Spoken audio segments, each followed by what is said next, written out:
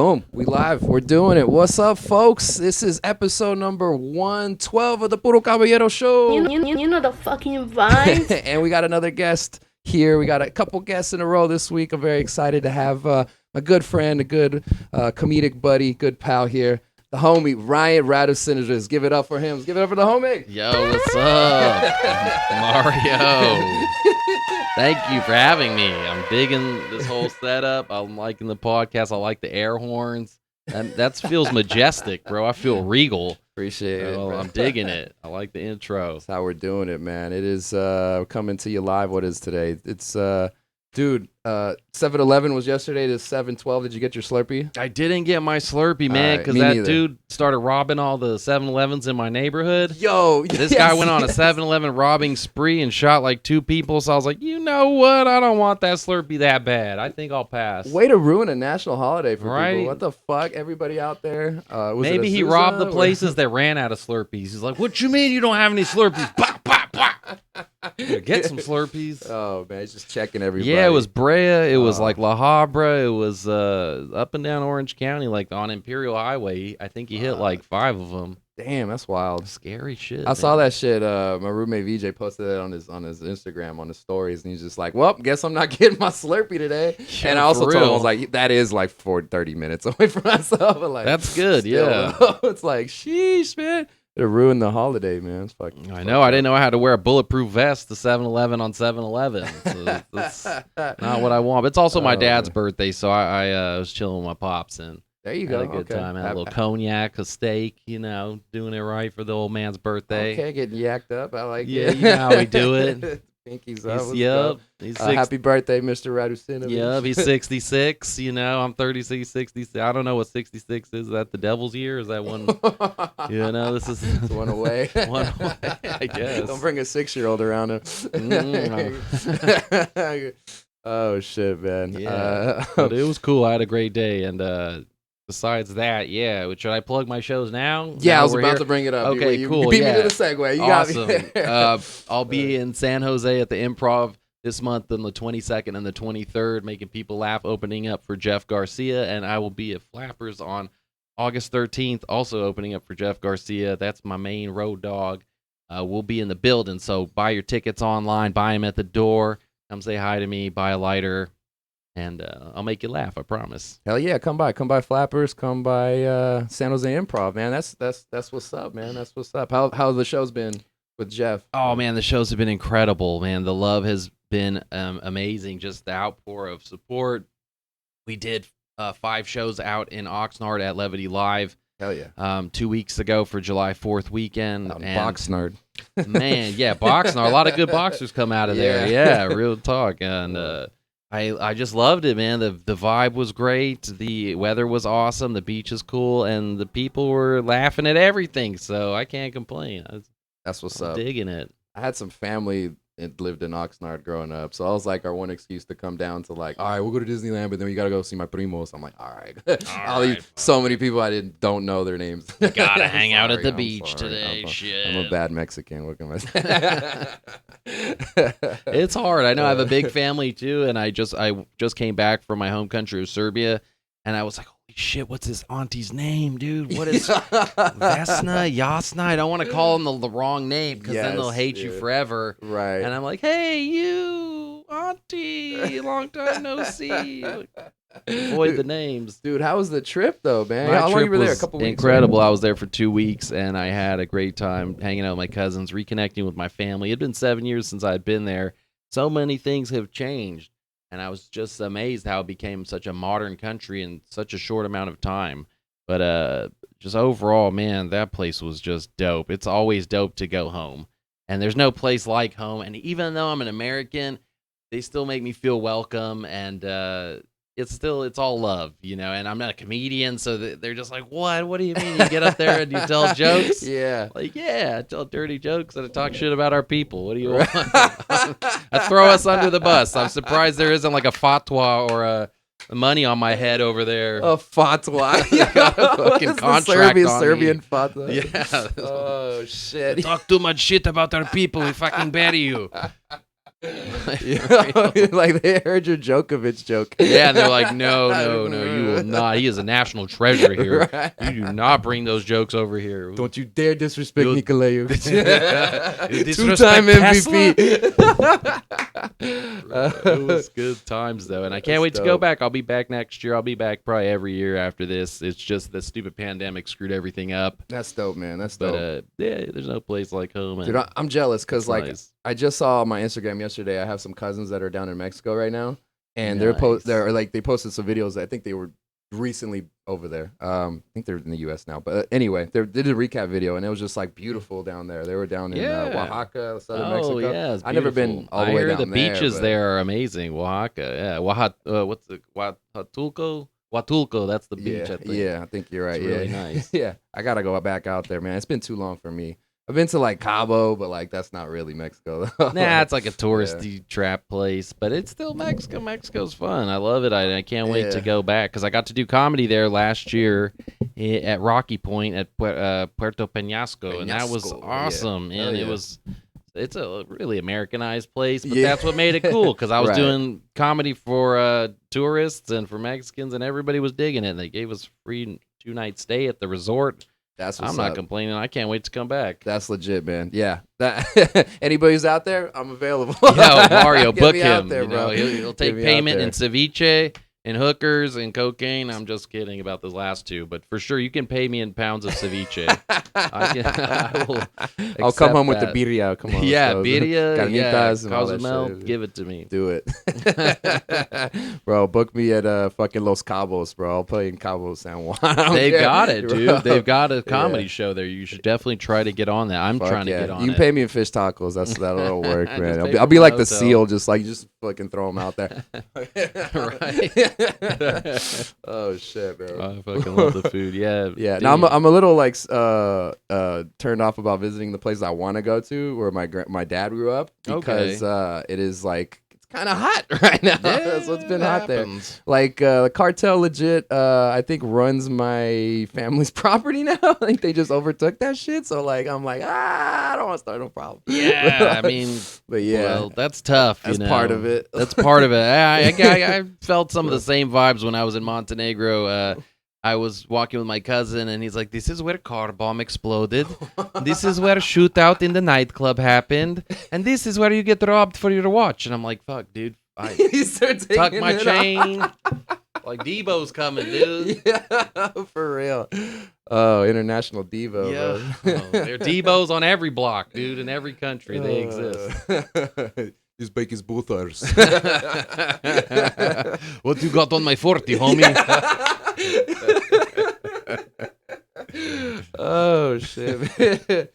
Goodness gracious! Yeah, man. So you've been back in the States for a couple weeks now. Yeah, for a couple weeks Been now. back and on the comedy grind and all that. back on the grind. Hit the ground running. I literally had one day to rest, and then after that, it was like 3 nights at Ontario Improv, 6 shows. Dope. Bonkers, man. The sold out show every single show. So I didn't have time to really recover. I had to just hit the ground running and make people laugh, and it was tough to kind of like get back into the swing of things. But by like the second show, I was already back into it.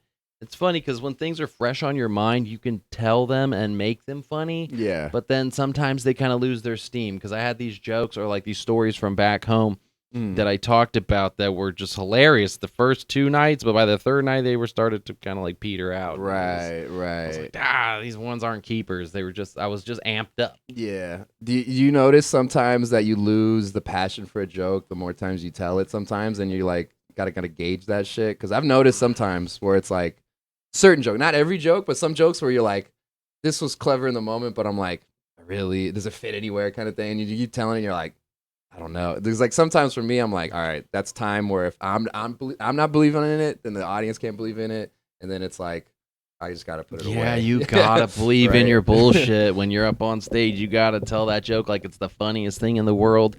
And I hate some of my jokes because I can see them laughing before the punchline. I can see it coming. It's like how a pitcher like pitches and he knows how to throw the. Or, I'm sorry, that's not a good analogy.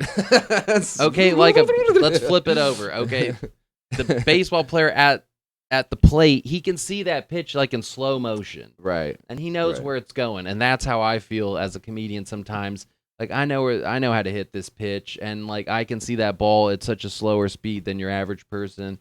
That I'm like, man, you guys don't even know comedy. I'm over here giving you this easy shit, and you're laughing, you're eating it up. I hate these jokes, and I hate you people. But that's how it is. Sometimes it just begins to like resent you hate the them. audience I hate for liking you. I'm like, why? I should love you guys, but I just can't stand that you like this shit. That you're lapping it up. I'm like, the reason I started this shit was so people would like me. It's strangers' affections, and now I'm like turning on them. Like, I despise you people.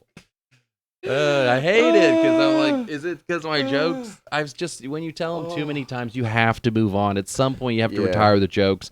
That's why these comics write a new hour every year, because trust me, after like 7 years of telling the same joke, you feel like blowing your brains out. Yeah, and it was a funny thing that happened last night. I was doing a show, and the host happened to mention, just like in passing, was just like, wow, this guy has all the same jokes as from like a year ago. Like when what kind of shit is that, dude? Like, mind your own business, host. So part of me was kind of write me some jokes in, motherfucker. I get it. I'm like, he's doing good though. So I was like, whatever, man. Like it's working. So I mean, some jokes have to be refined. I pulled jokes out of year 1 and made them into something dope in like year 7. Right. Because it just wasn't hitting right, or because I found the angle. I think it was verbatim. The same set verbatim? Like, okay, So then at that point, it's like, So there's like wiggle room. I think there's like, I like to tell my jokes differently every single time to see if I can just find that perfect combination of words.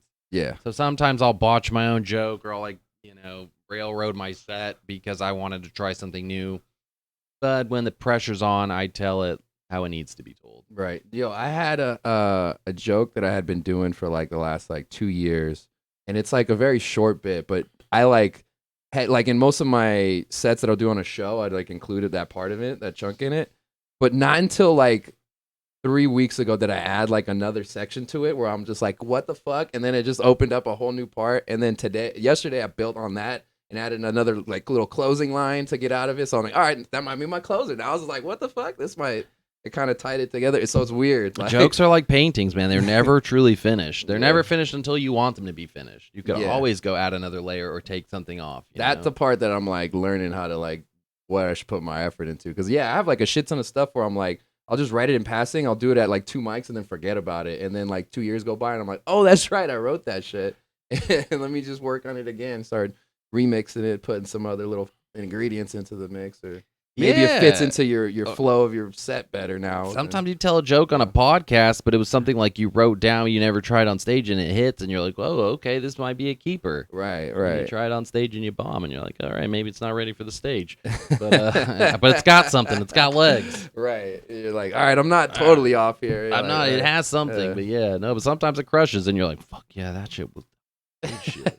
Yeah, I'm a genius. Yeah, I just saw. I was watching a podcast. What was it? We Might Be Drunk. I love it. That's my favorite pod. One of my favorites. Stavy Baby on. Oh, I haven't seen that new episode. No spoilers. Oh no! All right, yeah, but you can spoil it. But they were talking about certain bits at the end of their, like at the end of the podcast. So I go, all right, let's talk about bits that we're working on. And they both like workshopped each other's bits, and then like legit, I'm not kidding you, like each one of them had that bit they worked on and that episode. Like they recorded it at a club like that week. And I've seen it on their Instagram pages. Like, oh, so I saw like the finished product first, and then I just saw them talk about it. I was like, what the fuck? Like, damn, they put, those dudes are pros. They put it out. They put material out like yeah, crazy. they are. Like they're just prolific writers, and that's why I really love Mark Norman and Sam Worrell, because they're purists.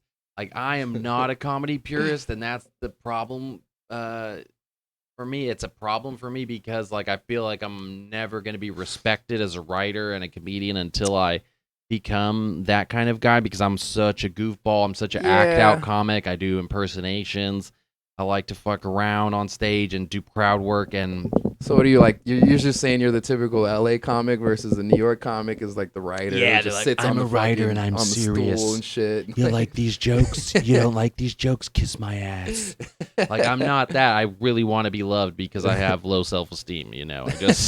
I need it for my ego. I need it for my mental health. Oh man, dude, there was a comic before me on the show last night who was just like, "Yo, my brother's a DJ, so you know he's a disappointment." I was like, I was like, all right. And then the host was like, all right, what do you want me to mention? I'm like, mention that I'm a DJ for sure. And so he's a DJ, and he has a show. He's got up for Mario, and I go up there. I'm like, yeah, guys, I'm a DJ and a comic, so you know I'm a disappointment. I was like, oh. And I got that comic clapping in the back. I was like, disappointment. Hey, it takes I'm all down looking. to I'm spin just records trying to and get press button.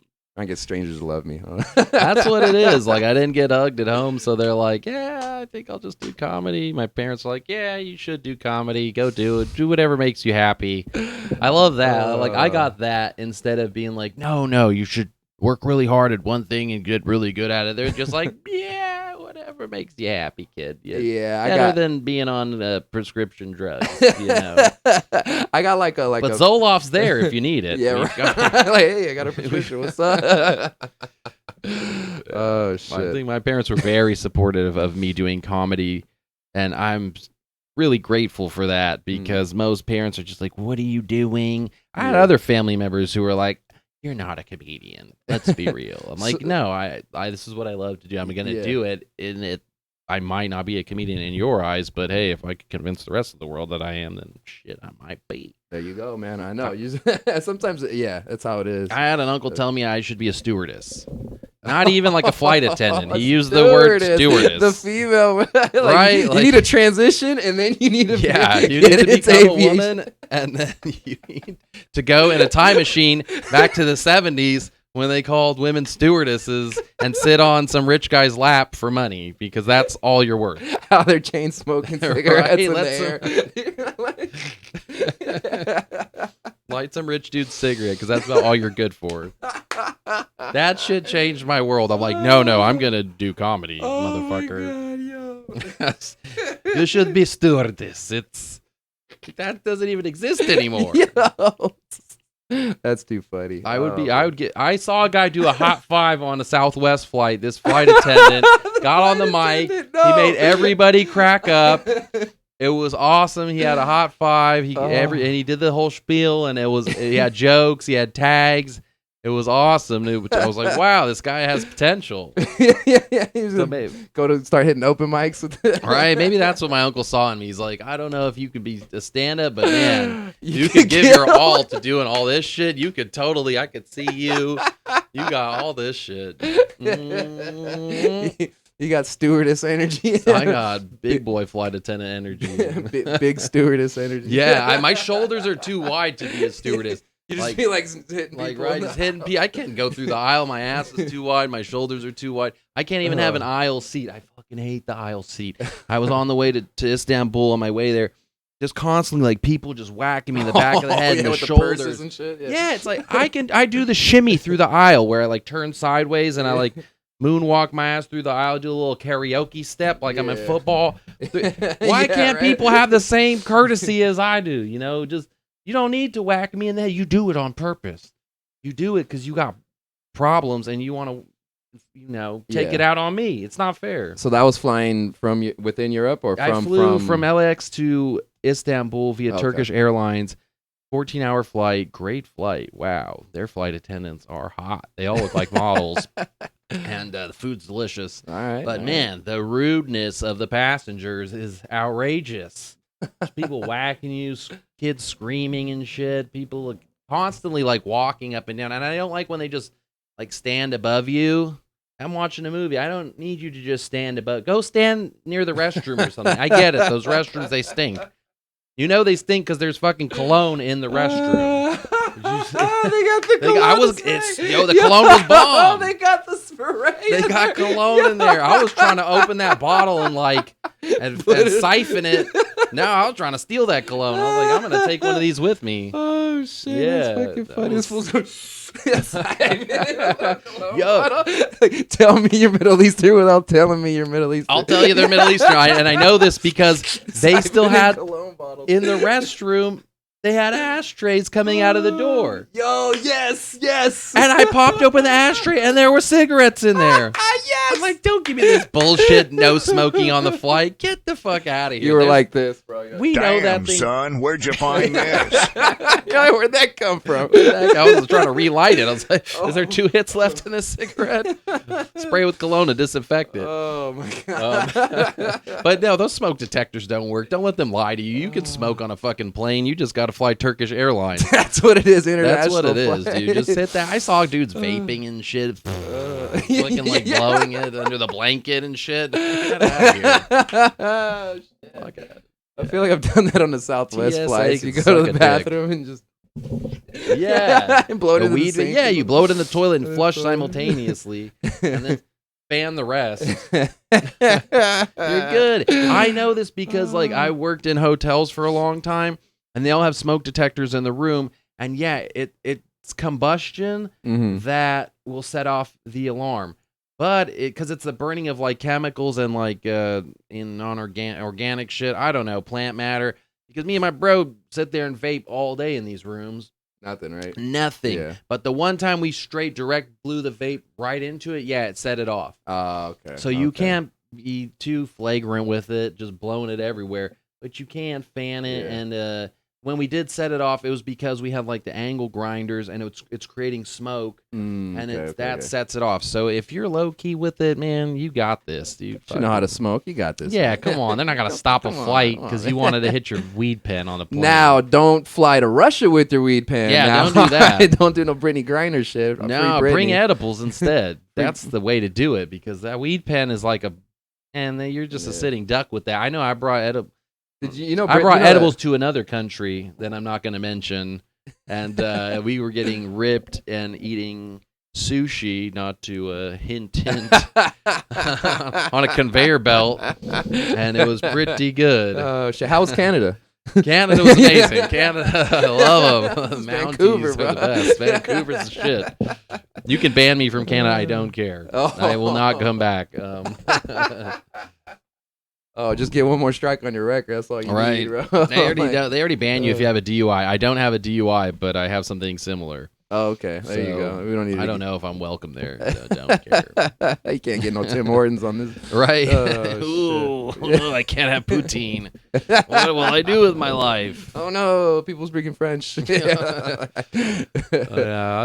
Canadian hate. Canadians are nice Oh, no. people, but I don't see myself going there for quite some time. It's each Just their for own, laughs, maybe. Maybe. Now, wait, didn't you grow up in Louisiana? Also? I grew up in Alaska, Louisiana, Okay. the state of 'Cause Washington. I was thinking French. I was like, wait, you must have been exposed to some like Creole shit. Yeah. Creole, Cajun French. Yeah. I lived a couple years in Louisiana, and it definitely impacted my life because I just have that Louisiana mentality of if you don't have a lot, but you'll make what you have stretch, and you appreciate what you have. Hell yeah, hell yeah. That's what's It's up. That's what's definitely up. Wait, if how many years were you over there? 3 years. It was cool times. I was a adolescent, becoming a young man. Now, how was Alaska? The seasonal depression and all that Oh stuff? yeah, I mean shit. Like- The kids there are mean. I remember in elementary school, man, they threw snowballs in my face like day one. Yeah. I wasn't used to that. Like little California kids are friendly and nice, and the kids in Alaska are mean. I never been called a faggot before in my life. I didn't even know what that was. Dude, like how do second graders know what that is? Yo, they- second grader knows. these It's kids a were homophobic just- slur. Right? Who was teaching them that in the 90s, no less? I was like, what's a Oh. faggot, mommy? She's like, yeah, it's just a mean name you called somebody. She didn't even bother explaining it to me. Oh my god. And I never heard that before. And I know those kids are mean because they had shitty food. Like the cafeteria food was not like fresh cooked food. It was all stuff in plastic that had been heated up. Yeah. So, you know, Yeah. those poor kids, they were malnourished. It just makes you pissed off. When There you was got, like, no a sloppy sun. Joe or You got a something, sloppy yeah. Joe in plastic that's Oh. been heated in a microwave. Everything there was garbage. And I still want to go back because I have family there and I need that closure. You know, I need to go to all the crappy places I lived in and my childhood. just to see how they've changed and just move on from that because I really hated Alaska. Was it Anchorage or? I lived in Anchorage for a while, and I lived after that in Willow Creek, which is rural as fuck, like bears in your backyard, rural. And that place was a shithole. We lived in a cabin with no water and no electricity. Oh shit! Yo, I grew up with a survivalist who hunted and fished our food, and we had like rice. Survivalist. Oh no. Yeah, I was raised by a survivalist, and we had fucking like rice for dinner every night and meat, and that was and like maybe once in a while vegetables, but we had no way to store them, so everything we ate was fresh, and it gets boring after a while. Salmon and rice. Wow. You know, you can only eat it for so many days in a row before you start to go crazy, and you start looking forward to like the meals at school, which are equally terrible. Oh my god. But the one good thing was like my mom would give me like change. I just scrape up change once in a while, and I'd buy a Slim Jim, and for me that was a treat. Damn. And now I look at that, I'm like, how did my parents let me eat that shit? And now I have a new appreciation for that place because like, man, I was eating organic, farm to table, wild caught salmon. Farm to table. It was literally, it was like from outside my door to inside table. In a one-room cabin, no less. We didn't even have fucking doors. We had a curtain, and I'm pretty sure I could hear my parents boning, and that's how my sister was made. And that was just a fucked up place and a fucked up time. But I see it now as an adult, and I'm like, it's hard to raise a family. It's hard to provide, and we were just probably in a bad situation. It's not that we were poor white trash, because, like, I mean, maybe at that time we were. I think my stepdad got in this crazy DUI and was on the lam from the police. All right. And we were living off the grid, and nobody ever told me this, but I just started putting two and two together later. Oh, my God.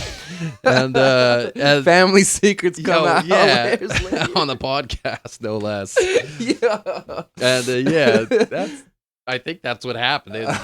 Either that or we were in collections, so we had to live somewhere with no phone. Something happened. You can't call my house if I don't have a phone. You can't send me notices if I don't have a mailbox.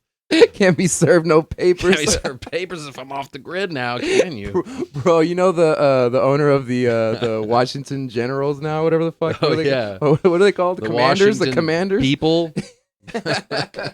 Dan Snyder, this billionaire, he was getting subpoenaed by like the Supreme Court or whatever to testify, and this motherfucker's on a yacht in France. They're like, well, I guess we don't know when he's gonna come back. Yeah, well, I might just stay here in France. I read in the article, they're like, and another challenge to this whole ordeal is that he's not even. He in the won't country. get off the yacht. Yeah, he's just living off this shit. They're gonna have someone parachute onto the yacht and serve him the notice. Yeah. Oh But shit. yeah, my family ended up picking up the pieces of our shitty lives and moving to Washington, and then we got our shit together and had a nice life. And then I moved out to California when I was a freshman. Oh no, like end of 8th grade, beginning of high school. Okay. And I didn't go back because I knew at that time, like, I want to be in the entertainment industry. I'm going to go out there. I'm going to do showbiz, and I'm going to see how it treats me. And I've been out here ever since 1999, 2000. Hell yeah, man. Yeah. So my parents let me. They knew I was like a strong-willed kid, and I wasn't probably going to make it in rural Washington. It was just going to be me just ended up on drugs or something bad. That's all I hear is Teenage out pregnancy. there. That's all that there is, Oxycontins and worse things probably. Yeah. If there are worse things. Like heroin and meth. Heroin, meth, crack, all kinds of, because it rains all day. What is there to do? It's like a shared connection between like my growing up experience and everybody I know from like rural areas. It's just like, oh, you guys, you had meth heads walking around the city too. Like, oh shit. Yeah, no, they didn't want me to turn into that. So like, you go pursue your dreams and Hollywood superstardom, and we'll support you. Hell yeah. And it's been cool. I can't complain. It's not like they don't send me money and shit. They're not paying my bills, but they're like, you'll figure it out.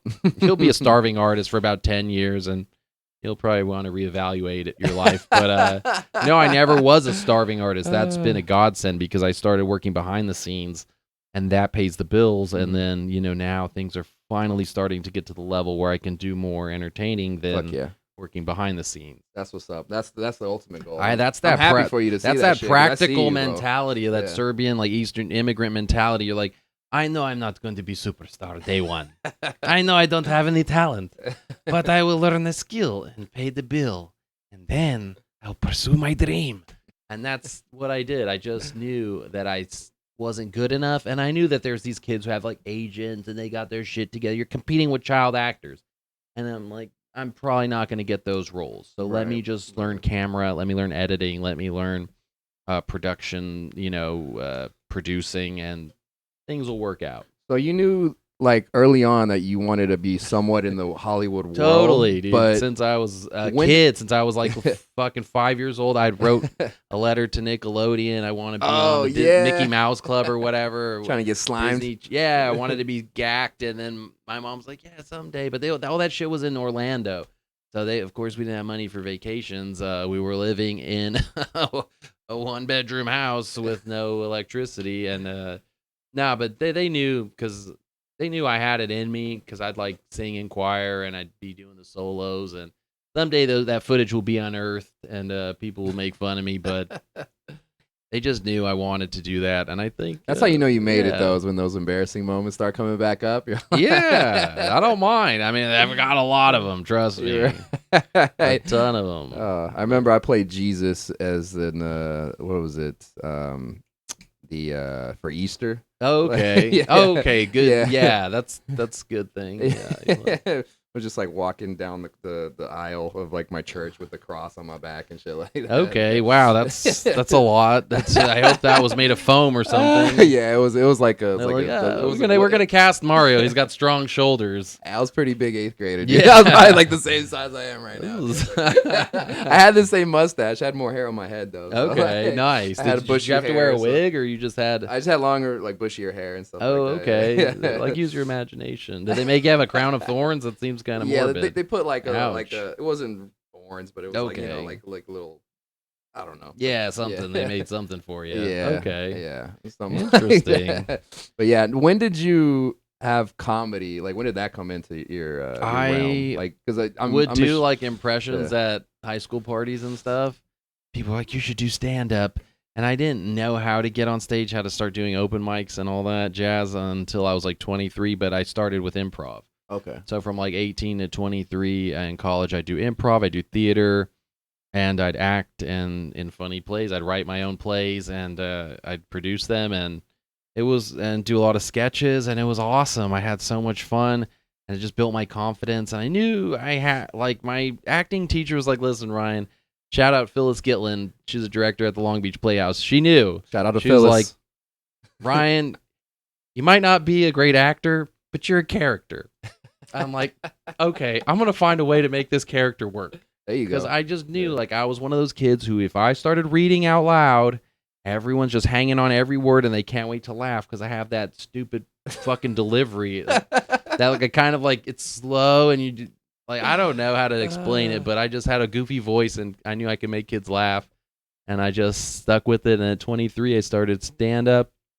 So were you like the class clown then at that point? No, but I was that like smart ass kid who could get laughs just by doing voices and just getting like really into it. If they had me read aloud, you best believe I was doing a different voice for every character. And the narrator had a different voice, and so I'd make it fun and interesting. All right. And I knew I had that skill. Like 2nd grade, I won some like poetry award for reading poetry really well. Oh wow! It's because I got into it. Okay. I would get into it. I'd do the voices, I'd do the characters, I'd do the faces, I'd do all the shit. And they're like, okay, this kid has some kind of talent. I don't know if he's going to be an actor, but he's just a goofball. I used to do that shit in high school too, though. Like with all the voices. Dude, I used to impersonate my teachers and stuff like that. Dude. I loved in front of them. I did it in front of them. I was ruthless. There was a couple of times, dude. I had a in senior year of high school, we had a new science teacher who got hired, a biology teacher. Her name was Miss Bajaj, and she was like real Indian, super Indian, like hair in a ponytail all the time. Yeah, super. Right. And I was, oh my god! And she had like, there's some words that they don't translate correctly or whatever. So she, instead of saying like go to page whatever, she'd be like, come on page 22. and so I was like, are you sure this was I'd be making jokes like, oh, my book's getting a little sticky here. I don't know. Like, come on all these pages. So I'll be in there just making jokes with the people next to me. Shit. But, oh, man. Did you ever make faces? I was a big face maker. I'd be making all kinds of faces. The teachers turn their back, and I'd be going ham on my face, just making it just like cross-eyed. And And I was that guy who had a funny face for everything. Stupid. And I still do. And some comics, like I said, comedy purists, they hate muggers. And I am a serial mugger because I have an expressive face. Sorry, I can't be like deadpan when these are my jokes. What do you want? Like, some of my favorite comics have expressive faces. So I'm going to go up on stage, and if a face goes with the joke, I'm going to do it. Yeah, man, that's a part of the element of comedy. You can be great at comedy and not be great at every single element of it. So I don't think everybody understands that, right? Like, you can be a great NBA player and not know how to shoot the basketball sometimes, but you got to be really Dennis Rodman made a career out of it. You got to be really fucking good at what you're doing, though. But grab 20 boards a game. Exactly. He couldn't make a layup. Right? Dude. He was so bad. Save his life, bro. Vlade Divac was the same, dude. This guy had. Vlade was the worst. He would brick the easiest shit. But he was dropping like 9 dimes a game. He'd hit a jumper, though. He hit a jumper and he could hit free throws. So that's, you got to have some kind of skill set. Oh, man. Vlade. Yeah. I'll never be a brilliant analogy writer. I just don't look at the world through that lens. And then also, I'm not like a quick, snappy, sassy comeback guy. Yeah. Because I'm not like, I'm not mean, really. Like I used to write roast jokes, but now I lost that part of me that wanted to be mean. Now I just want to help people and be kind to people more so than be sass them. Like I don't have time for dumb people. So if you're dumb to me, I smile at you and fill you with kindness. You heard that, folks? That's why he's on the podcast. If somebody, I ain't got time for you, dumb bitches. I never respond to dumb people or silly people in comments, or they want to throw shade my way. And I'm go ahead, you do you, and live in your little bubble of hate. I don't have time for this crap, man. Yeah, so it's not worth it. It's not even worth your energy to expend negative energy. It's silly. I feel that. So we're getting back to it. We're talking about starting up and doing stand-up comedy. So you came from the improv world first. Yeah, I did Groundlings program, I did.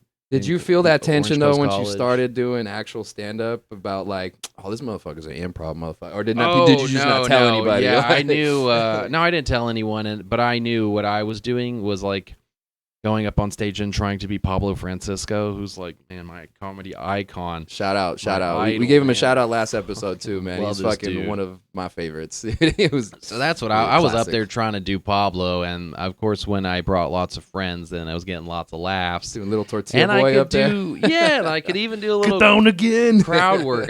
My first show I did crowd work. I couldn't believe it. I was snapping back on these Australians who were trying to heckle me. I fucking got them, and the second show I did belly room at the store. Ooh! Right before I go on stage, I'm chopping it up with the comics backstage, and they're like, "Who are your favorite comics?" I'm like, Pablo Francisco, Russell Peters, and like Jim Carrey. They're like, hacks. What do you mean? And I go up there, I fucking bomb. I bomb. The comics aren't laughing; they're hating because I didn't know this. Like impersonations. Some people think they're hacky. Yeah. But I don't, because it's talent like any other talent. And if you can present it in a funny way, then it's funny. There's no denying, like, the great impressionists are fucking hilarious. I mean, Frank Caliendo, you can't not laugh when he's doing when he's just quick hitting you with, like, the Morgan Freeman to John Madden to Al Pacino. You're like, what the fuck?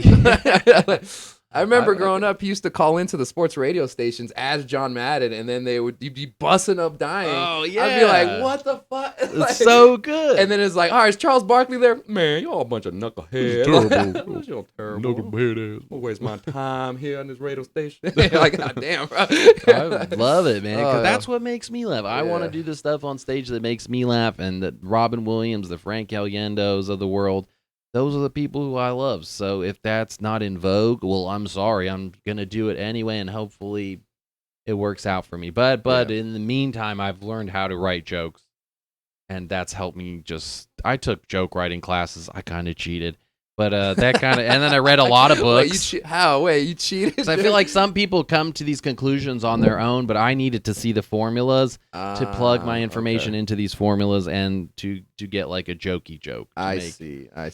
Make real jokes. So that helped me. Shout out Flappers University I'm a graduate Hey, of hey. their program, and I can't thank them enough for actually turning my slop into something presentable.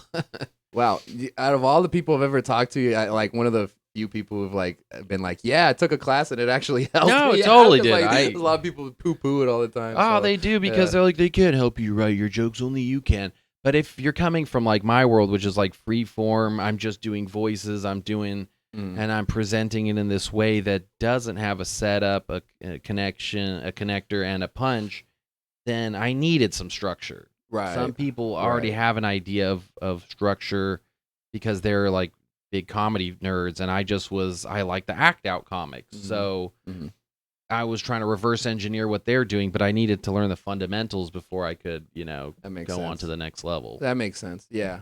Yeah. You had like a really interesting start to, I guess, doing comedy. The way you explained it to me last time we talked. I've heard you talk about it to on other podcasts. I and know stuff, my but, origin like, story. I don't know. I don't know if you mind taking us. I'll do it. I'll take you down you memory like started lane. doing shows first, and then discovered you're like, oh, now I got to work hard because there's all this other shit you got to do behind the scenes. Yeah. And, like, so It was crazy. break it down starting because it seems backwards to me. It is. It did. I started totally backwards. I started and I went on Craigslist. I'm like comedy shows, and I booked a show. I booked a show at the Hollywood Hotel at the basement. Joey Gold was the producer. He had a bunch of good comics. I went on because I brought 10 people. They put me on last, and I fucking thought I killed it. And then I went and did the comedy contest at the Ice House, and I got second place. And just pure, just my intuition, just what I thought was funny, which was just silly impressions and stories of childhood, just with the voices. Shout out to the Ice House. We miss you. Ice House, yeah, we can't wait for you to come back. Jeannie, all the Bus family, yo, what up? Yeah, what up? Courtside seat at the Lakers. Hey. Hey, catch us there next season. For real. I'll put my my previous bias being a Sacramento fan. I'm away from you. We'll put it to the side. I'll put my LeBron hate to the side. And I'll come become a home, fan. Bron. Come home. Yeah, come go home to Cleveland. Ball hogging ass. I'm not a LeBron fan. You're like free Westbrook. Yeah, he needs to take 50 shots a game. LeBron over there taking 25. Give him the rock. I 80. Get out the way. Clear the lane, dude. Westbrook's coming through. But yeah, no, that was cool. Ice House was great. So I had this like false sense of confidence, and then I went to the store. I bombed terribly, but that didn't stop me. I went back to Craigslist, and I met this promoter named Martini, and he had me doing all these shows around downtown LA at coffee shops and Bolt Barbers in downtown, and I just kept on the Craigslist grind, man. I was on that was my agent at the time, Craigslist. And I booked like some garage comedy shows, and I booked some show in some guy's house, and that was weird. And I always had my little goons with me though, to kind of like be like, yeah, Ryan, do the voices. Oh, this is so funny. And I brought my goons with me to the store. The first time I got booked on it was a bringer show. It was Michael Q. He still produces main stage at the store. Oh, wow. I go up 7 minutes. I'm doing my thing. I'm sweating. I used to pour sweat, dude. Oh, my voice is, I'm bombing. I do 7 minutes. I didn't even see the light, dude. I keep going. Oh, no. This fool walks me off the stage. Oh, play me no. off, and he's like, save it for your Showtime special, kid.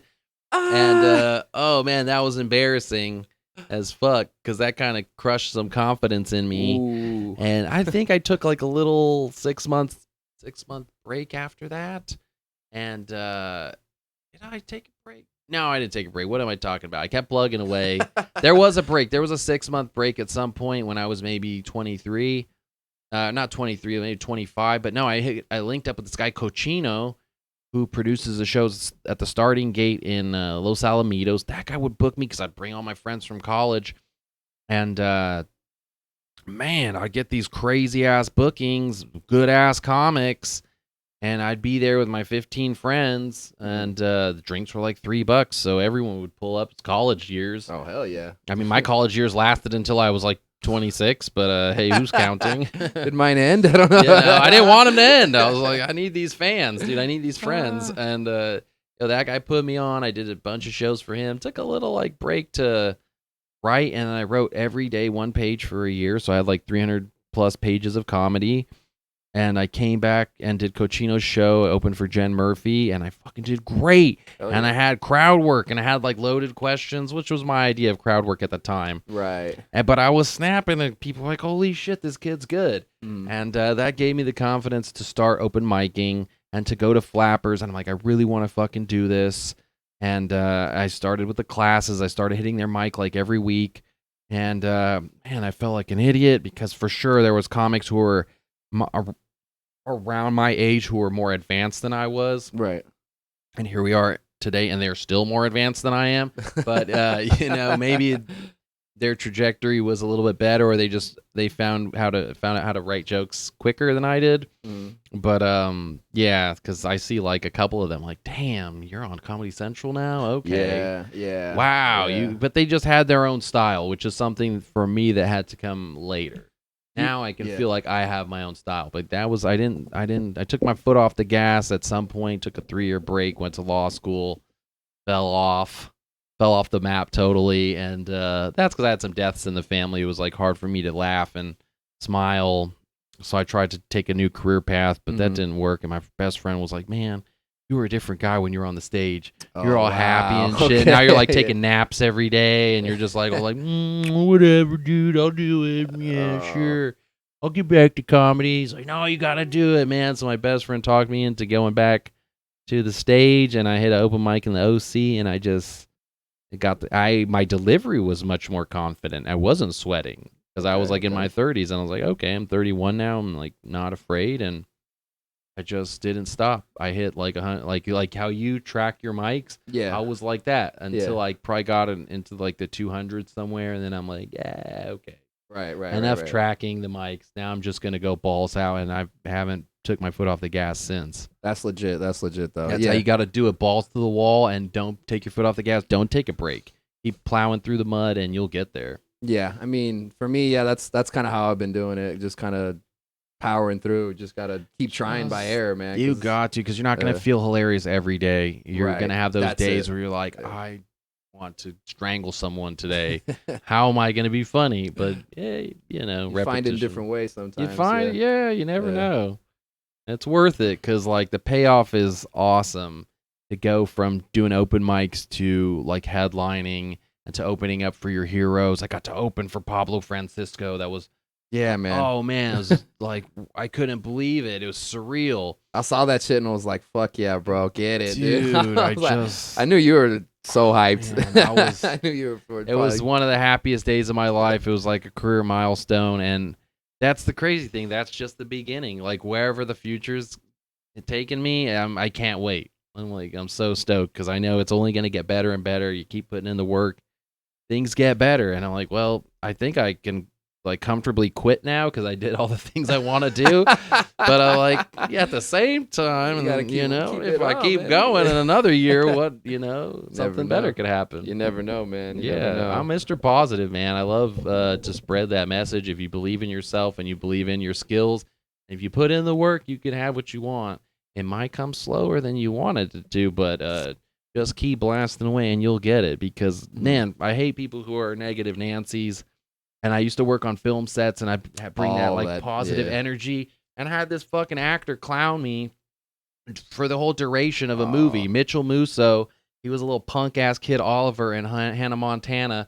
And this kid would clown the shit out of me. He will make, anybody named Mitchell is just a little punk ass. No. Shout out to Mitchell Lamar. No, Mitchell Lamar is great. He's cool. I like him. He's the one cool. I like. He's white Mitchells. That's okay. There you go. Mitches, probably even worse. Mitchies, Mitchies. We like Nietzsche's, but we don't like Mitches. Unless you're Mitchie Slick. Mitches get stitches. Mitches are snitches. No, but that kid he made a whole Snapchat series like, "Oh, Mr. Positive, look at me. Every day's a great day." Wow. Who's that on the phone? Is that success? I'm answering the call.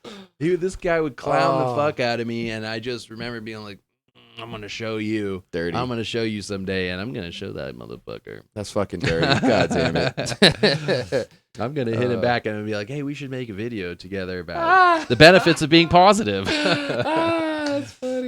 Yo, Where's your career now, sucker? that's refreshing because I hear a lot of people. It's like I don't know. As a comic, you get jealous looking at other people where they're at success. Like you were talking about earlier. You're like, Yeah. damn, I was at that same shit. I was better than him when that happened. Why am I not getting this opportunity? And so like, there's that little demon. I feel like that's sometimes in the back Oh of the head. yeah, that can Because like happen. for me, I'm mostly like I'm encouraged. I'm like, you're getting it. That's fucking dope. I appreciate You that. should Like, be. you know what I mean?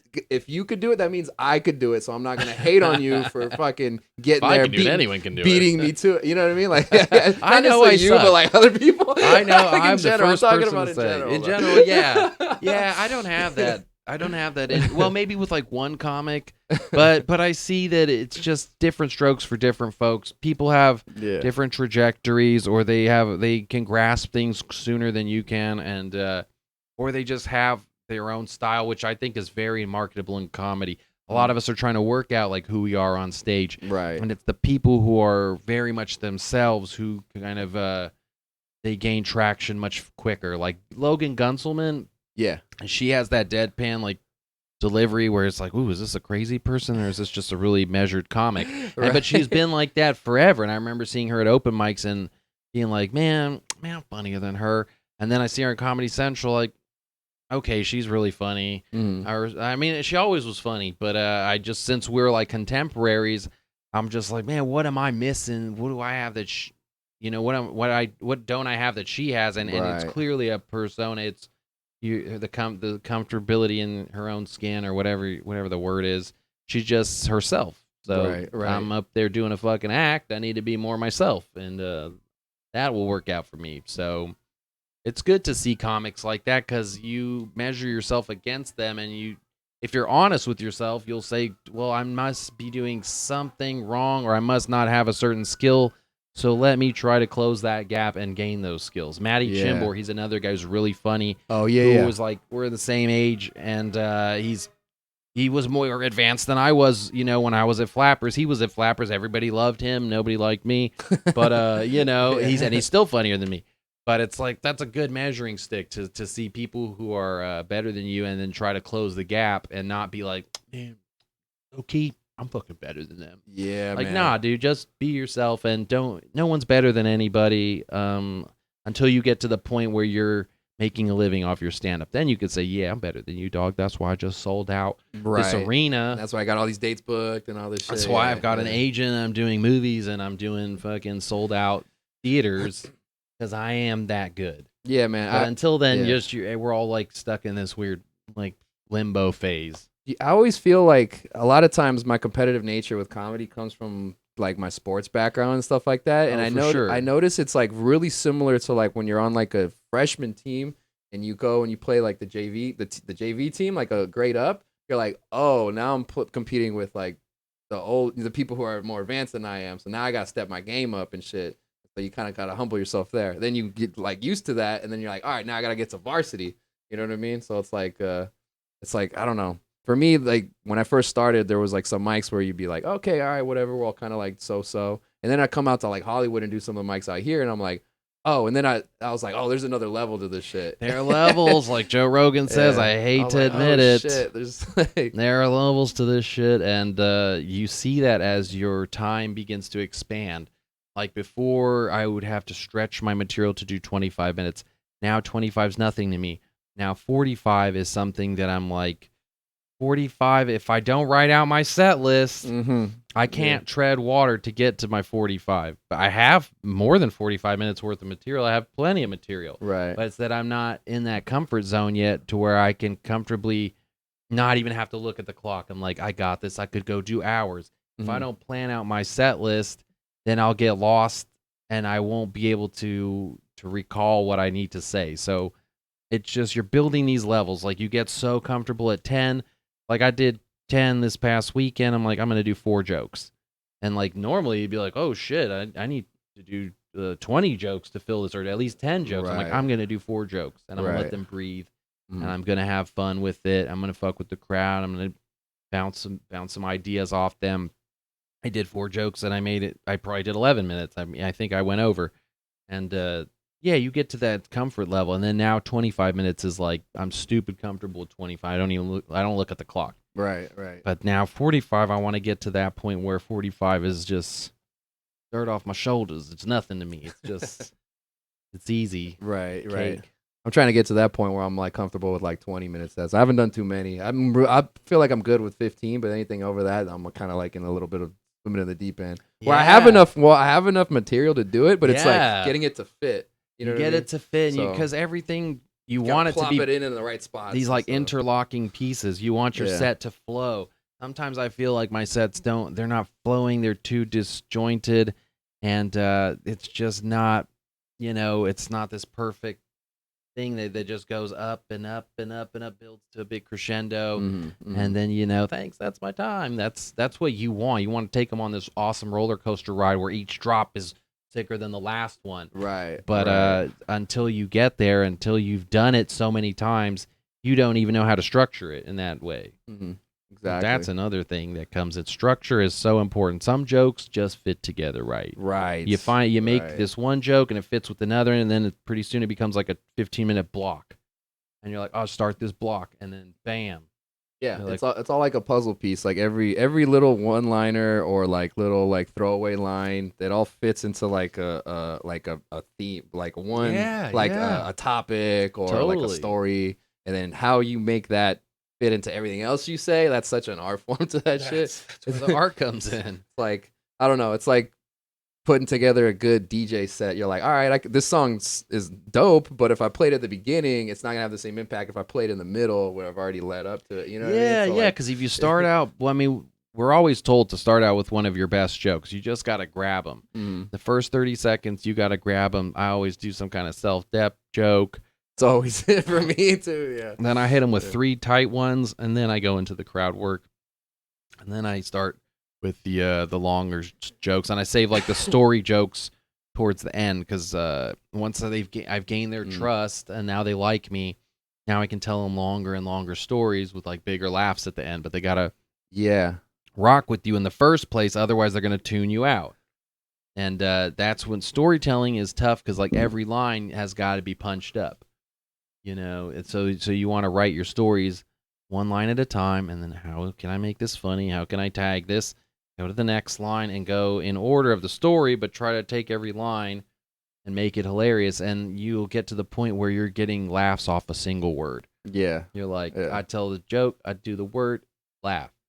And it's like, oh wow, I have some kind of magic powers now. Before I had to say all this shit to get a laugh. Now I just say this word and it's just perfectly placed. Right. And it's funny. Right. So that comes with experience and just observation. I think, like learning from other people's styles and seeing what they're doing right. Because I've seen some comics, man, less is more. They'll use like 5 words to get to the punchline, and just you're laughing before they even get there. Right. Fucking awesome. Right. Yeah, that's something I'm learning too. I had a really good set recently where the majority of like the first chunk of the set was like stuff that I had already done. It was bona fide, but I felt the crowd was just working with me so well. I was like, all right, I'm doing some new shit at the end, because it typically the setup to it, it's like it's a dumb punchline, but the setup to it was like kind of longer.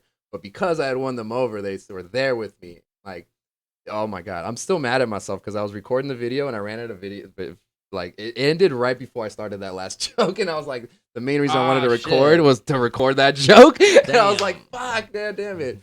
But it was good and everything worked out. And then, but I reworded the joke in a different way and it worked that night. And so lock it in. I was pissed because I didn't get a recording of how I said it. So I'm just like, oh damn, you gotta go back to the memory bank and try to write it down. Dude, I got off stage and like I had like a good set. The host came up to me, but I looked at my phone and I realized what happened, and I was like dejected for the next. Like I had to hold it in. I was like, no, I'm great. I'm doing fine. Yeah. Like, you captured lightning in a bottle and then you lost it. Damn. Yeah, that's pretty much what it was. That happens. I did, and then my audio recording didn't grab it either. So I was like, oh no, like what happened here? I was like, oh whatever. I still got good clips from the rest of the set though. Oh. Yeah, you got to. So I've been trying to be on the positive end of that. You gotta look at it. A few minutes to get like. It'll come back to you though. It will, because there's this thing called this idea called metacognition, and that's like if you're thinking about something enough, it's in the back of your brain working,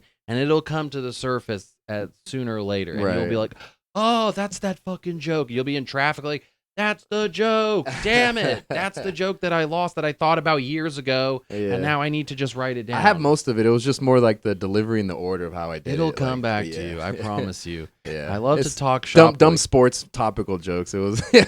I feel like a professor of comedy, and I'm not. Like I'm probably like the equivalent of like a student getting his master's, and You're a TA of I'm like comedy. a TA of comedy right now. Ryan Radusinovic. But if I could TA of impart comedy. the audience with any type of knowledge that's practical for them, then I'm glad to do it.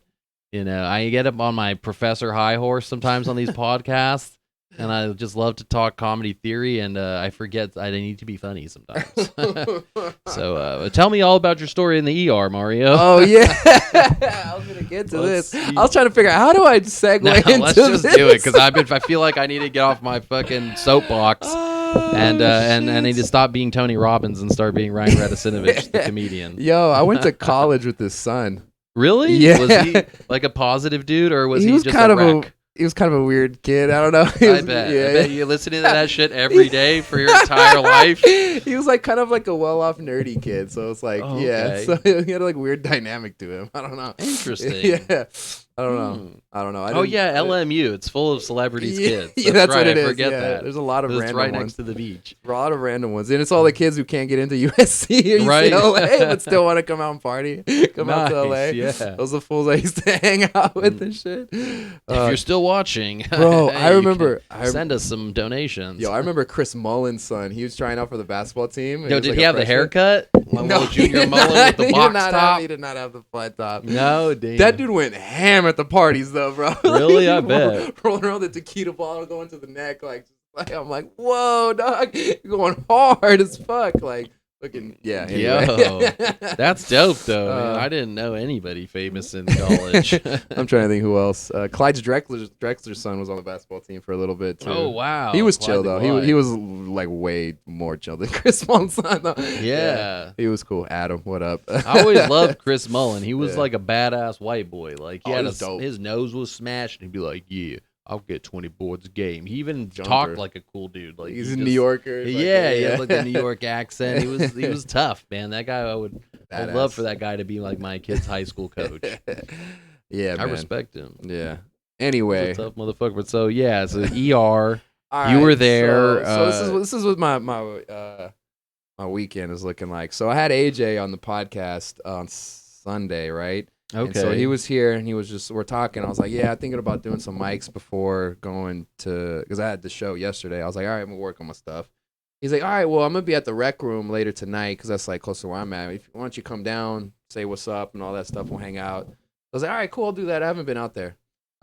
So I drive out to Huntington Beach, go to the rec room. Or prior to that, check this out. I'm getting ready. I take a shower. I'm shaving my privates as one does, and I oh, it's what's on the clip. That's cool. I got it. All I right. think so. So, and I'm getting under my undercarriage. I got to get relaxed for this story, dude. Hold on. And I like make contact Tell with me more. one of my fucking psycho. I was about to tell you I'm grabbing my balls and shit. Yes. Were they soapy? No, just playing. So I'm What shaving. did they smell like? Irish Spring? No, just. All right, so Matter you're of fact, shaving. actually, Matter of fact, how'd you know? fact, That's the struggle soap. That is I Irish need to Spring. re-up. I'm almost out. You know you're balling when you can afford the blue one. Yeah. That's The yo, blue like, yeah, I one. can afford the Mountain Fresh one. Oh man. So okay, so you're shaving. You nicked your balls. I didn't nick them. I just like I was like just shaving. It didn't cut myself, but I made contact with like my right testicle, and it felt funny. And I was like, ooh, it was like one of those where you hit it like kind of gentle, and you're like, ooh, okay, that was weird. And so I just didn't think nothing of it, and I'm just kind of like wiggling my fucking junk and just going like, all right, just it'll settle right, it'll settle okay, and it just wasn't sitting right. It was a little dull, kind of like weird pain. So I was like, what the fuck? This is weird. It was around like 7 o'clock. This happens. You didn't notice like blood running down your There was leg? no blood. There was no blood or anything. Oh, Yeah, okay. so I didn't cut myself. That's the thing. Your balls are nice and calloused. All right, just from rubbing up against your jeans for like I don't know years. what it was. It was the way I grabbed. I don't know what it was. You but cut the under. You cut the gooch. No, Where I didn't cut myself. You didn't cut I yourself. I made contact with one of my testicles, and then it was feeling funny. the rest of the time. It was weird. Yeah. I made contact. Like, damn, how many? I mean, I don't you got know, some I don't sensitive even- balls or That's something? what I was thinking. I was like, what the fuck did I Like, do? You So I'm don't just let like, girls cradle your balls when they're blowing you? Come on, That's what I'm Mario. thinking. You I'm got like, what these. the fuck just happened, man? I'm like, is this dude's just trying to get a yellow card here? What's going on with my Yeah, testicle? what is happening? Like, he's like, I read her down in pain. But so it was just like bothering me, and I'm like, fucking, I don't know. So I get in my car, I drive all the way out to Huntington Beach, and I'm thinking like, all right, it'll go away after a while. I'll go away after a while. And I'm there at the mic. I signed up or whatever. I'm waiting and I'm waiting and I'm waiting. It's not going away. And I'm like, what the fuck's going on? And so I end up being like the second to last comic like that gets up there. So I'm just like sitting there the whole time going like, what Shifting the fuck? left to moving, right. standing up, sitting down, like getting comfortable, like go outside, smoke some weed, try to not think about it, had a beer. I was just like, fuck, I'm still It still hurts. And then now at this point I'm online going on WebMD. Do I have I'm like, cancer? yeah, I'm doing all this shit. So there's another comic friend that I know. He had this condition called testicular torsion. Do you know what this is? No, but I've had prostatitis where one of my testicles swelled up and it started like throbbing. Yeah. And but that happened slowly, like gradually over a course of a few months, to where it got to the point where I had to see a doctor. Gotcha. So this condition, testicular torsion, is where like the ball's hanging in the scrotum and it gets like rotated, like and like it's like choking itself out, like doesn't get blood flow basically. Your balls did a little loop, and they made a noose, and one ball was like, "Fuck, that's what I'm I gonna thought. kill myself, motherfucker." I'm gonna do it. I'm gonna jump. That's what I thought happened, bro. So I'm DMing my homie like Austin. It's like I can't take Irish Spring anymore. I'll another- end it all right now. He's another comic, and he talks about it on stage. So that's the only reason I know about this okay. condition. So I'm hitting him up. I'm like, hey, man, did this ever happen to you, too? like, I know this is personal, but I'm freaking out right now. What's going on? This is before I do my set. I go up, try to do my set. I bomb because I don't have, like, I'm like not thinking about it. I'm up there on stage going like, what the fuck's going on? I get off stage. I go to the bathroom. I'm in the bathroom with my pants down, like jiggling my balls, like, come on. So like, what the fuck? And at this point, I'm like freaking out because I'm like, am I making it worse? Am I doing it? Like, so I'm like, fuck. All right. I think, and I'm looking online, and like the thing for testicular torsion said, like, if the pain consists for over 6 hours, and you go to the hospital under 6 hours, the likelihood of saving your ball is like way greater than if you don't do it. So I'm like doing math in my head. Oh, how long has it been? yeah. I'm like, shit. All right, there's room 7 minutes. Fucking open mic. They made me wait till the end to go up. If I lose a testicle, it's your ass, Kenny Weber. I'm trying to be all professional. I'm gonna shoot up the rec room, motherfucker. I was like, I'm gonna be a professional comic. I'm gonna do my spot. You're all in if you lose a testicle because of comedy. I'm you not better gonna quit fucking be famous. Better make this shit. You better make this shit work. You went balls in deep. Balls to the walls, bro. Yo, ball to the wall. Ball till you fall. Fuck. So I'm tripping out, and mind you, I don't have health insurance right now, so I'm like, fuck. Like I'm like, this is gonna cost me a my shit. parents' plan expired. Fuck. This is gonna cost me a shit ton, man. Like what the fuck? So I'm like, fuck it. I'll go to the ER. And I'm there, and like it just dawns on me how lonely of a person I am that I'm like, I guess I gotta put my mom as my contact. So I was like, fuck. Who else would you call in the time of need? Put my roommates there, like they're gonna get a call like 2 a.m. So Mario's under surgery. We're gonna have to remove one of his testicles. They're gonna be like, okay, like what do I do with this information? Like, do I need to pick him up? Like, what? Do I need to pick up his testicle from a lab? For the lab. So did you have to lose a nut? No, thank God. Lord. So I ended up getting examined. I told them what happened. They did an ultrasound, and like ended up coming back clean. I took a urine sample, came back clean. Tell me why I took a urine sample and I pissed in and I looked at it and was like, this don't look right. And I fucking dumped it. Let me try again. Yeah. Was it red? Was there blood? No. I think I must have. It's just too dark. I probably jerked off sometime earlier, and there's probably a little. Oh God! So I saw some floaty in here. I was like, let me get this out of here. Can I have some water, please? It was like super low, and I gave it to her. Is this enough? She's like, oh yeah, that's fine. Yeah. I was like all embarrassed. Dude. I'm thinking in my head. The lady's like, hey, you should apply for Medi-Cal. And so I'm thinking of all this shit in my head. I'm like, fuck, like what's going on? They come out. The doctor. I'm the last person in the weight room. He's like trying to crack a joke. So, oh, you're holding down the fort out here, bro? I'm like, just tell me what's going on. Just give me the results, Tell dog. me the results, doc. Am I gonna lose a nut? It's like there's no torsion at all, and you should be fine. The pain should What go happened away. to the nut then? What was the verdict? I still don't know what happened. I just must have. I don't know. I feel fine today though. Yesterday, it felt better. It still. Do you think it was like because a hernia? You feel it in your balls too. Do you think you strained maybe at some point? I was just leg up on the side of the tub trying to get under there. I don't know. You don't need to get under there, Mario. I mean, I know Whoa, it might there's a go with lot your of Mr. dude. Clean image, but Dude. women don't give a fuck It's that for much. me. It's for you? Okay. Bro. But You like, want to be like, hey, the curtain matches the drapes. Trust me. Hey, I've got a little mustache right above my dick, and hey man, it gets too wild in there, bro. Like causes that's- friction. that's a generational difference between us. I'm like, fuck. I did it once. I nicked my balls. I lost a bunch of blood. I never did it again. After that, I'm like, I don't care. If I'm going to go down there, it's Bro. going to be with the clippers and not with the razor. That's insane. What were you going for? You're going for the 0, and then you went to clean it up and a little alcohol at the end? Not even. What It was do you- before that. It was like in the process of me. You gotta shaving. So the clip- shaving was fine. It Clip, was. and I then don't know how- what did you do? You just twisted a nut. That's what it was. That sounds painful though. yeah. So I'm Ouch. fine now. That's good. Woo. I'm gonna pay a couple $100 for like 2 random strangers to fondle my nuts, basically. Yeah. in Orange County. No, you should just not pay it because I heard there's no way to enforce it. They're just like, Is there? you couldn't afford it. What you should pay is for a stranger to wax That's what your gooch and your balls, Yeah, I should so you probably don't get have that to worry happen. about it Probably have anymore. that happen. that's the lesson of the story. Yeah. The story.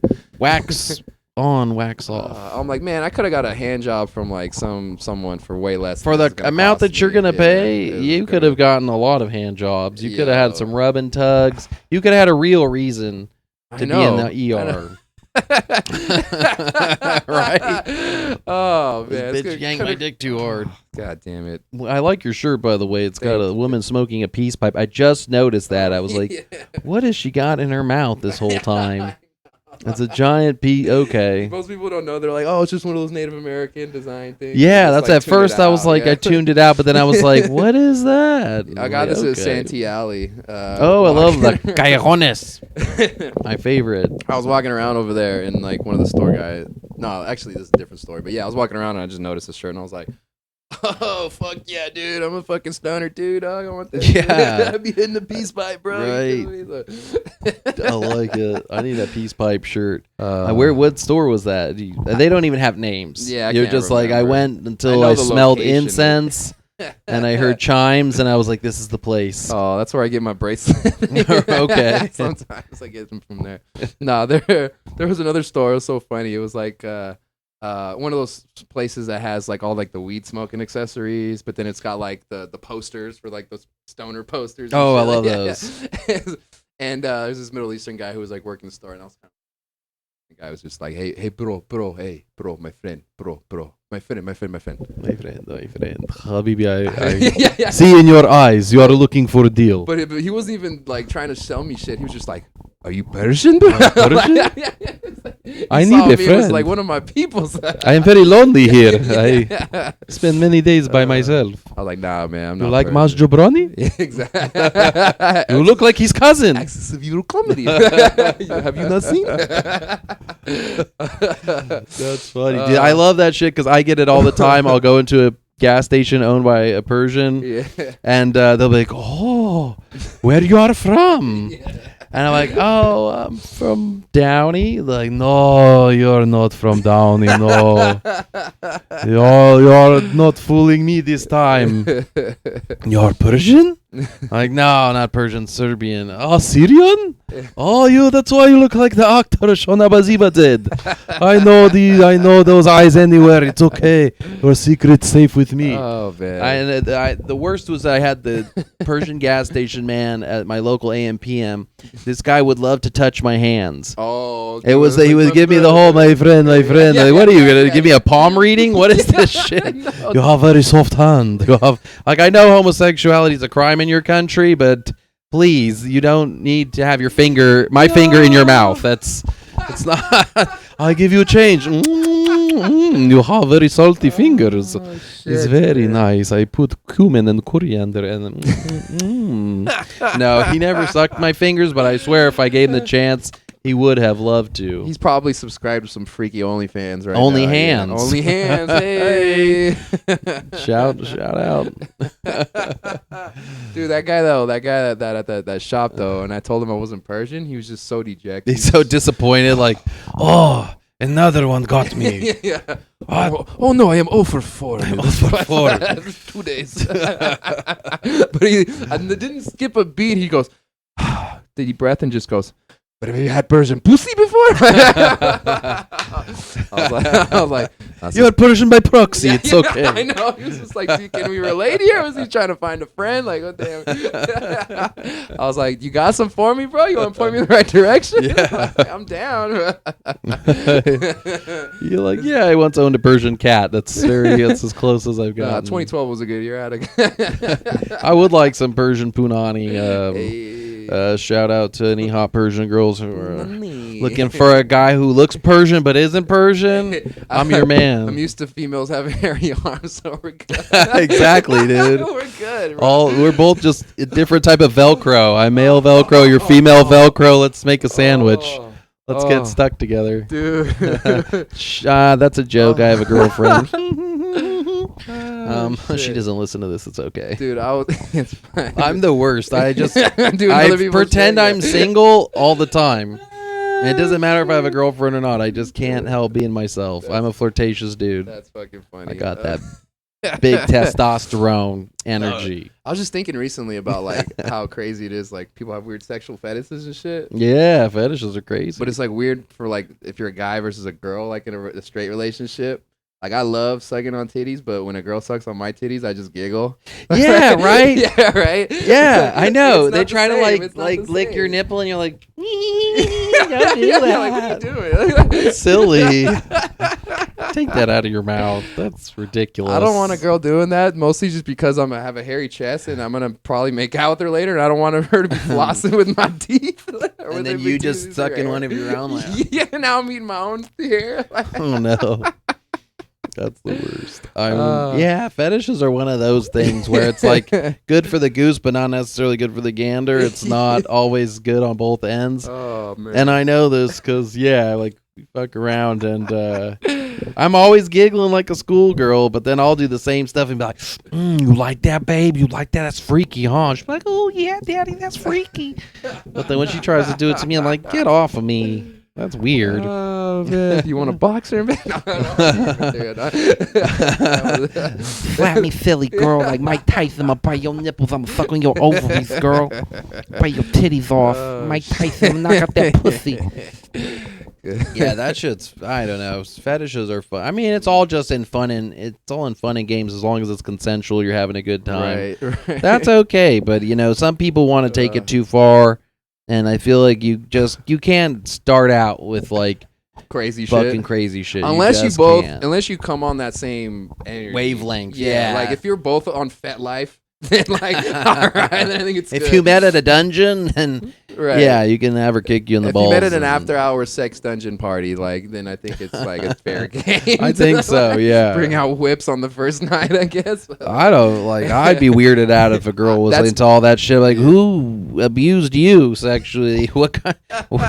Which one of your uncles touched you? Bro, So I could beat him up. Girls with weird fetishes are like male comics. They've they've been touched as a kid, or they have head trauma. For sure, they've got deep-seated trauma. Oh my gosh. That's my theory, that every comic that's worth anything has like some head trauma or has been touched as a child. I was never touched, but for sure my life was traumatic. There I you didn't go. ask Some for trauma this. at some point. Yeah. I've had head trauma though. Head trauma? No. I don't know about specific head trauma. man. That's just my That I working can theory. remember? I don't know. I heard amnesia is part of that. There was some nights in Alaska, a bear didn't spot you in the head. For or sure. something. No, I had my head bounced off the door many times, so I probably don't even remember half the shit from my childhood because of that. I remember my parents telling me a story of like them dropping me as a child or something like that as a baby.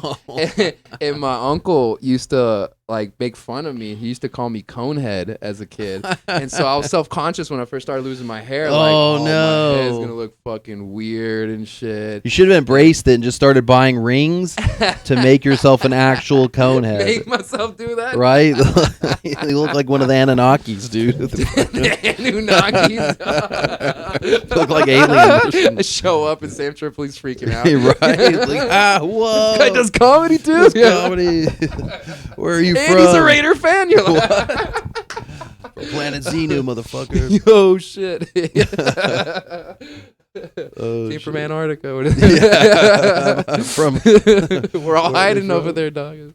We mutated. Oh, Damn, we haven't even opened that book, but maybe the next episode we'll talk conspiracies because Okay. I am a conspiracy researcher and I love all of them, and Let's I think do that. All right, I we'll believe do in that all next of them because episode. I'm like, if you believe in one, you got to believe in all of them. If some crazy magic superstitious shit is real, it's got to all be real. So I enjoy it. I have an active imagination, and All right, that's on tap for the next episode. that's on. Yeah, subscribe, like, and donate, and I'll tell you some crazy shit you're There not we supposed to go. hear on Hit- Twitch. Hit all the buttons. Am I even allowed to curse on Twitch? You're perfectly fucking fine, Okay, dude. good. Yeah, Okay. yeah. We've been I heard this talking is like shit the whole time. this is for children, and I've been trying to I keep put it. above 18. on Oh, my okay, thing, good, so there's good. there's like, are you sure you want to watch the shit? Like, thing. But, like, did that ever stop anyone under the age of 18 though? Like, Nice. No, it didn't. No, Oh, no, it never did. Yeah.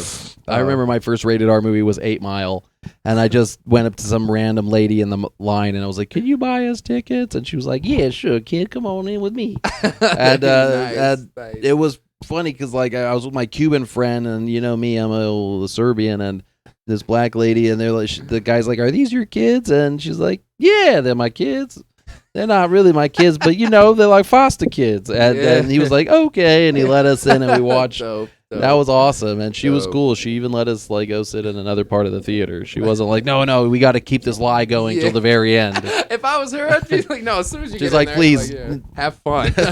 Never talk to me. Lose yourself in the music and the movie, and Just go don't let away. the moment. She didn't even make us buy her popcorn or anything like Oh, that. wow, She was okay. really cool. There you go. Shout out to her. Yeah, shout out to that lady. If I find you, if your kid ever needs to be taken to a movie, I will gladly repay the favor. Oh my goodness. Oh, I forgot to say though, my parents gaslit me though about that story though. About Oh, your falling- conehead ass? I was like, hey, so is it true that story that? And my dad was like, that never happened. Well, What are when you were talking about? born, we had to shave your head down. No, they said that I was like a kid or something. I fell off of like the not the stroller, but like the car seat or something like that. Ooh, Yeah. ouch. Apparently that happened. I don't know if it's real or not now, because now I'm like, fuck. I was like, this is supposed to be my origin story. I was gonna do a bit about it and everything. I was like, now I'm all second guessing myself. I got gaslit my dad. Your head got stuck in a pipe, and then we had to pull you out. It was like Oh. Winnie the Pooh, and your head got elongated, and we had to have the doctors shave it down some. Oh, I thought you were gonna go with the Super Mario reference. Oh, yeah. Yeah. Shuck. I never remember the Super Mario references. I didn't play it enough. I lived in a house with no electricity and running water. Fucking Goomba. All right, man. Damn. Yeah, this has been fucking It's dope. been It's been a fun ass episode. Thank you so much for coming. Thank by, you for man. having me, man. Appreciate I could do a 5-hour podcast with you. That's how much fun we have. And I know because we've had like long conversations outside of open mics. Like, fuck, dude, we should just record this. Yeah, there's been so many of this like stuff I've done where it's like, Yeah, yeah, I should probably just get You're- on the yeah. mic now. It's like, I'm glad to be here, and I'm down to be a repeat customer, a repeat guest. Give me a follow, ryan.comedian on the internet, Ryan Radusinovic in the streets, Ryan the comedian in the sheets, ryan.comedian on all social medias. And I will be, like I said, Flappers on August 13th, and I might be headlining, I don't know, San Jose Improv the 21st, but I'll for sure be there the 22nd, 23rd with Jeff Garcia. Get your tickets today. Gotta do that. Gotta do it. Gotta make it big. Vibes. you know the fucking vibes. Thank you so much for following. You can follow me at Puro Caballero everywhere on the socials. same as you see right here. The Puro Caballero Show is available to stream everywhere you get your podcast. We'll be having this one up on YouTube in a few days. We're live on Twitch right now, but you'll be able to listen to us on Apple Podcasts, Google Podcasts, Spotify, SoundCloud, you name it, all that shit. All right. I got some shows coming up this week, the rest of this week. I have one tonight. I don't know if you're watching right now on July 12th. I also have our show in Koreatown on the 14th coming up. It should be very exciting. Come by, Thai Angel Bar. All the information is on my Instagram and whatnot. So that's pretty much it. Thank you so much, guys. Y'all been dope. Yeah. Peace.